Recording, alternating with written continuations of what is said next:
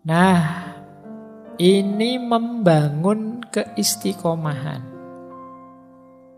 Kalau ini latihannya ya. Yang pertama ada pembiasaan, yang kedua ada perencanaan, yang ketiga ada tipsnya, strateginya.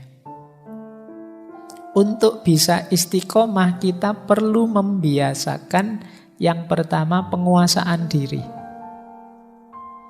Ini tidak gampang sebenarnya penguasaan diri. Kita itu biasanya lebih dikuasai oleh diri kita, bukan kita yang menguasai diri kita. Kita sulit mengontrol nafsu, kita sulit mengontrol ambisi, kita sulit mengontrol keinginan. Itu berarti kita tidak mampu menguasai diri. Perintah kita pada diri kita tidak ampuh. Itu menunjukkan kita tidak menguasai diri.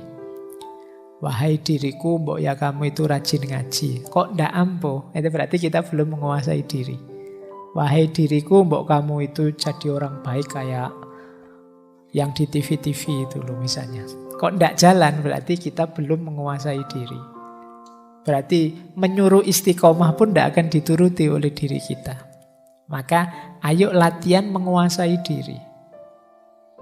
Jadi sepenuhnya apa yang kita lakukan itu kita yang memerintahkan.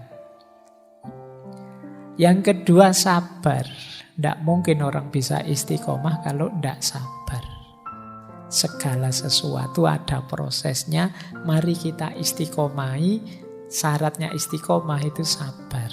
Diulang-ulang sampai mencapai keutuhannya. Yang ketiga, orang tidak mungkin istiqomah kalau dia tidak punya keberanian untuk memulai. Kalau tidak berani mulai, yo apa yang mau diistiqomahi? Mulai saja tidak berani. Yang keempat, tidak menunda. Mungkin ini penyakit kita ya kadang-kadang.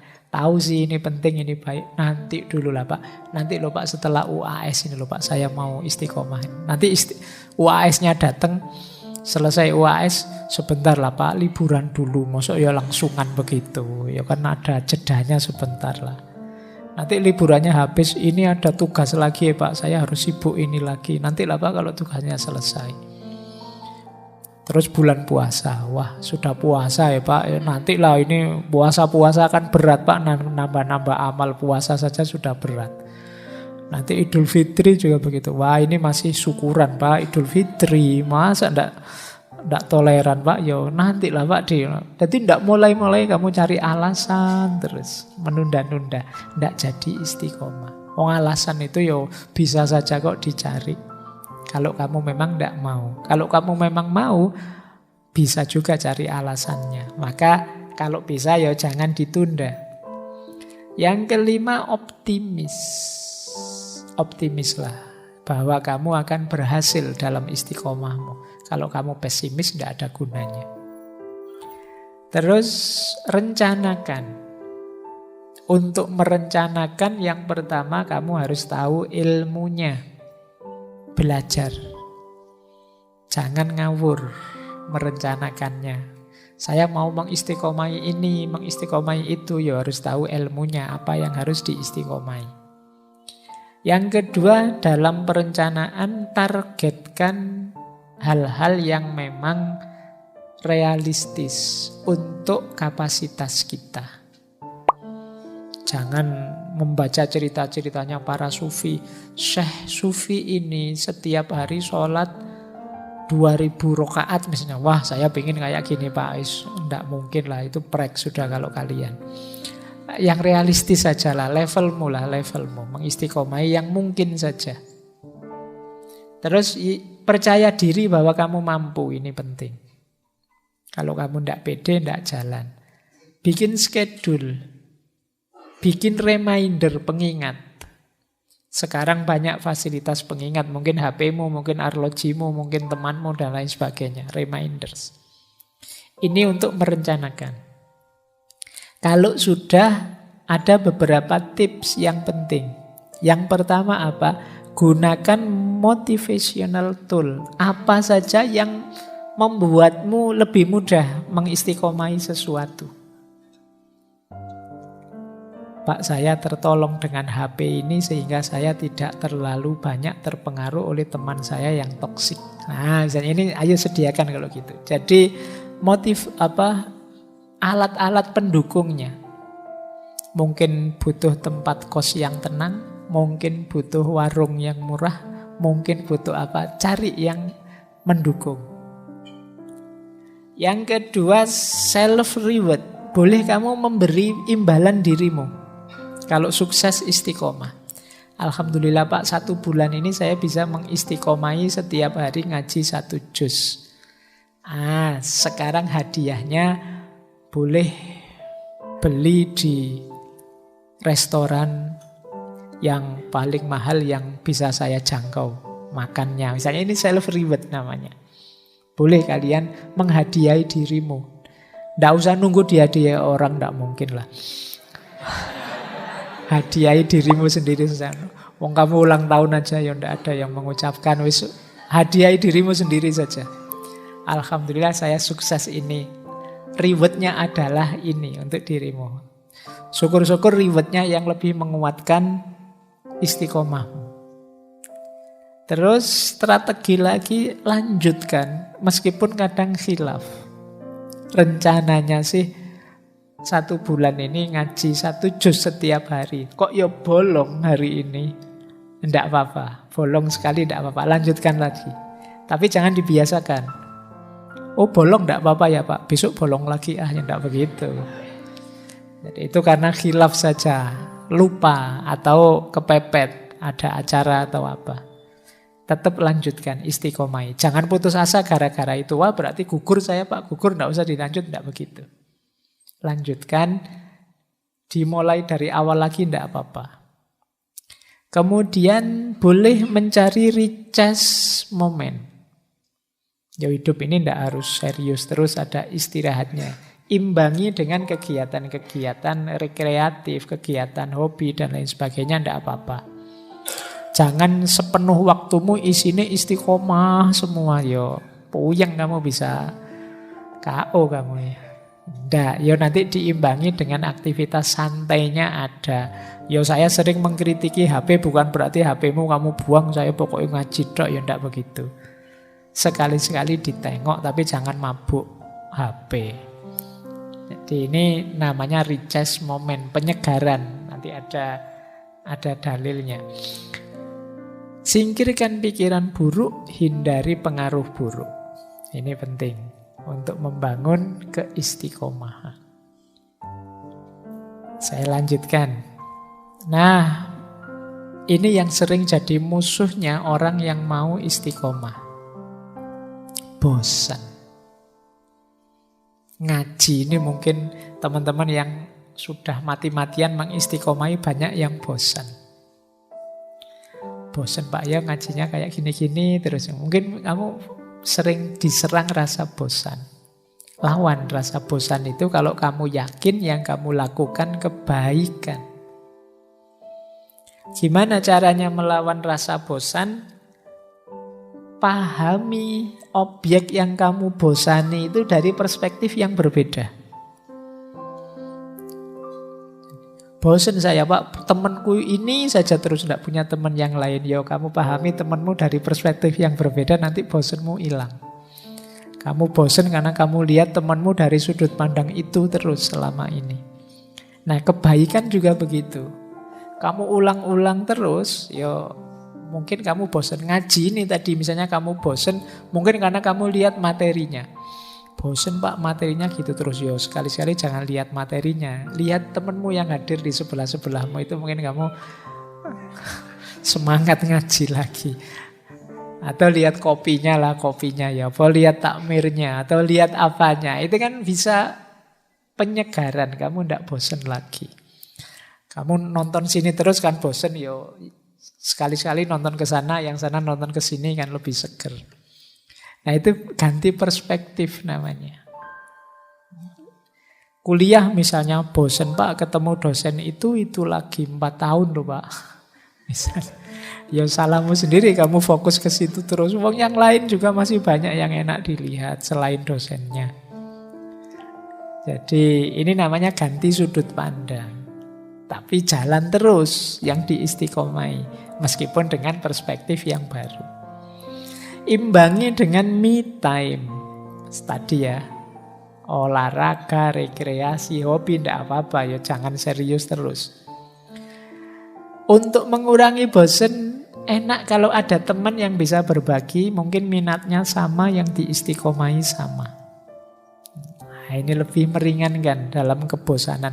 Coba ngaji ini 1:1, yang ikut ngaji 1 sama saya saja. Itu mungkin dia, kalau sudah bosen mungkin dia tidak datang lagi. Tapi kalau banyak teman gini kan enak, saling curhat, saling ngomong. Kamu bosen ya? Iya saya bosen. Tapi kan sebenarnya kita tidak boleh ya bosen kayak gini. Iya ya, yuk ayo. Lalu kan enak. Kalau ada teman enak, kamu bisa saling membantu, saling menguatkan. Terus mengistiqomai hal-hal positif agama ya lebih enak lagi kalau kita berkumpul dengan orang-orang di frekuensi yang mendukung. Makanya istilahnya berkumpul dengan orang-orang soleh. Frekuensinya sangat mendukung istiqomah kita. Dan tentu saja ayo menjaga dari pengaruh yang mengeruhkan. Jadi hal-hal yang negatif yang menghalangi istiqomah. Terakhir tentu saja berdoa. Ini yang bisa mengatasi rasa bosan kita.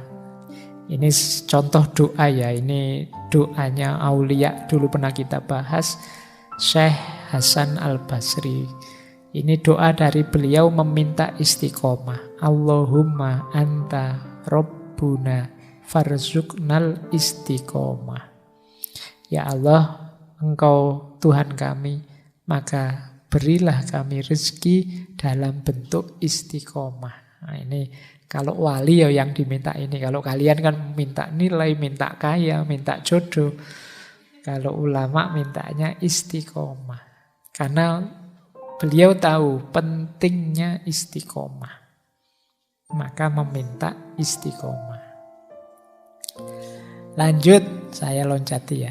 Ini ada contoh ilustrasi hadis tadi loh. Bahwa hidup ini jangan kaku terus. Ada momen-momen kita ya istirahat. Ini hadis ini ada. Ini boleh dicari di Sahih Muslim. Cerita seorang sahabat namanya Hamdullah. Hamdullah ini serius ingin menjalankan agama. Cuma beliau ini mengeluh begini. Satu ketika beliau mendengarkan Rasulullah ceramah, cerita tentang surga, neraka. Wah, itu waktu pengajian itu saya harus serius menjalankan agama. Tapi begitu pulang ke rumah, asik dengan anak, dengan istri, tekad yang luar biasa tadi ya agak kendur. Dalam keasikan hidup normal. Tidak di masjid. Nah ini menggelisahkan bagi Hamdullah. Terus dia mengadu. Pertama dia ketemu Abu Bakar. Wahai Abu Bakar, saya kok merasa begini ya. Padahal pengen serius loh. Tapi kok ya begitu ketemu anak istri. Kalau kalian mungkin begitu ketemu teman nanti pulang ke kos-kosan ya kumat lagi aslinya. Nah mengadu, kata Abu Bakar, loh iya saya juga kok begitu ya. Ayo kita tanya saja pada Rasulullah. Nah begitu tanya pada Rasulullah, jawabannya Rasulullah, wahai Hamdullah, itu yang saya kasih tanda kuning itu saatan-saatan. Saatan-saatan itu segala sesuatu ada waktunya. Tidak apa-apa, kalau waktunya santai ya santai saja. Waktunya main game ya main game saja. Tapi waktunya mengistiqomai amal baik tadi ya jalankan yang serius. Jangan serius terus. Kalau serius terus ya itu seperti hadis au kamakol yang di paling bawah itu. Rawihul kuluba sa'atan ba'da sa'atin. Fa innal kuluba idza kallat amiyat. Istirahatkanlah hatimu sesaat demi sesaat. Jadi ya serius terus istirahat, ya serius terus istirahat. Kenapa begitu? Fa innal quluba, karena sesungguhnya hati itu idza kallat amiyat. Kalau sudah lelah dia buta. Hati itu kalau sudah lelah sampai puncak kejenuhan, puncak kebosanan, itu kan tidak jernih lagi. Maka ayo yo serius, tapi nanti ada istirahatnya, ada mainnya sebentar, rekreasinya sebentar, tidak masalah. Ya seperti istilah kalian hari ini itu loh, kalau ada orang sudah tidak karu-karuan kan kita menyebutnya, oh kamu kurang piknik. Nah, kenapa kurang piknik? Kamu terlalu serius selama ini. Ayo sekali-sekali piknik. Baik, ini contoh tadi ya, bahwa memang perlu me time, perlu waktu tertentu untuk kita menikmati hidup ini biar kita juga bisa bersyukur. Nah, kalau diringkas ini, jalan kita untuk bisa kuat istiqomahnya, yang pertama kita harus paham tujuannya, set goals. Yang kedua, stay fokus, jaga fokus terus-menerus. Yang ketiga, do not procrastinate, jangan ditunda-tunda. Yang keempat, share, biar tidak apa-apa orang tahu target-target istiqomahmu. Tidak apa-apa temanmu tahu bahwa saya ini ingin rajin Senin Kemis sekarang. Saya ini, setidaknya temanmu yang tahu tadi jadi penyeimbang. Siapa tahu kamu lupa khilaf. Loh katanya mau Senin Kemis malah pagi-pagi ngajak sarapan misalnya. Nah kan ada teman. Kalau kamu tidak cerita tadi kan dia tidak tahu. Maka share goal, tidak apa-apa. Bareng-bareng kalau punya sahabat kamu berbagi. Yuk kita bareng-bareng mengistiqomahi ini. Misalnya saya target tiap pagi nulis misalnya. Kalau teman tahu kan enak. Habis subuh jangan tidur. Tadi katanya mau nulis. Terus stay positif. Optimislah dan self reward. Tidak apa-apa kamu beri hadiah dirimu kalau sukses dalam jangka waktu tertentu. Oke, nah ada booster, ada blocker. Boosternya tentu saja untuk bisa istiqomah kita perlu ilmu, kita perlu ikhlas, kita perlu warok. Warok itu terjaga dari hal-hal buruk. Kita perlu qanaah, mental ridho, menerima apapun jatah kita. Dan mujahadah, upaya yang terus-menerus untuk mendekat pada Allah. Ini menguatkan istiqomah. Ada blocker. Blocker ini menghalangi istiqomah. Yang pertama apa? Manja. Tidak tahan banting. Ada kesulitan sedikit saja bubar istiqomahnya. Ini namanya manja. Cengeng. Nah, mungkin badannya gagah tapi cengeng. Ada godaan sedikit terus bubar istiqomahnya.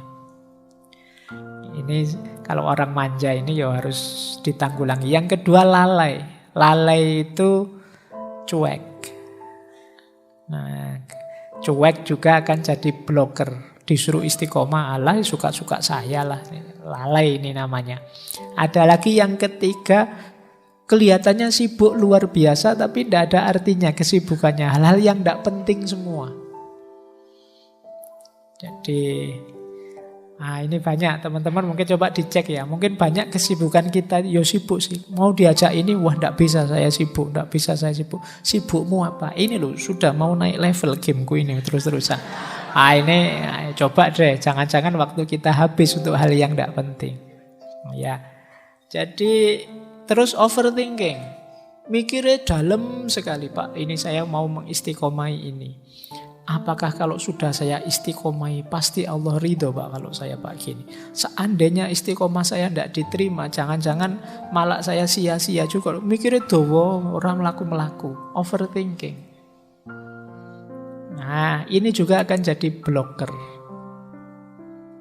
Dan tentu saja akan jadi blocker istiqomah kita, dosa dan maksiat. Dosa dan kemaksiatan akan menghalangi kita untuk bisa istiqomah, menggelapkan hati.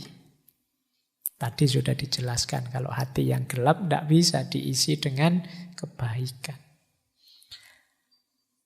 Ingat-ingat, kalau bisa, mari mengistiqomahi perbaikan, tidak sekedar kebaikan. Banyak orang yang bukan salah kita mengistiqomahi kebaikan itu, tapi hidup ini idealnya kan tambah baik, tambah baik. Kalau kemarin bisanya puasa hari Senin saja, ini kan kebaikan. Besok saya bisa Senin dan Kamis, ini namanya perbaikan. Yang seperti ini jangan dituding, wah kamu ndak istiqomah, kalau Senin ya Senin saja terus, enggak. Jadi istiqomah itu ya mengistiqomahi perbaikan, tidak sekedar kebaikan. Lanjutkan istiqomahkan perbaikan diri yang terus-menerus. Kemudian istiqomah itu habituasi dan revaluasi, tidak sekedar repetisi. Tidak sekedar mengulang, tapi ada habituasi, menumbuhkan habit, karakter. Sehingga mengakar mendalam dalam dirimu. Berarti apa? Laksanakan secara serius mendalam. Sehingga jadi karakter. Jangan dangkal saja. Iseng saja, tidak serius. Itu mungkin kelihatannya istiqomah, tapi sebenarnya cuma mengulang saja. Repetisi. Dan revaluasi. Belajar terus dinilai terus perbuatanmu. Apa memang pas begitu? Jangan-jangan yang kemarin sudah benar, tapi ada yang lebih benar lagi. Ada yang lebih utama, lebih baik. Ini namanya revaluasi. Jadi istiqomah itu habituasi dan revaluasi, tidak sekedar repetisi. Nah, terakhir saya tutup dengan cerita. Ini cerita Syekh Abdul Qadir Jailani. Ini pengantar untuk minggu depan.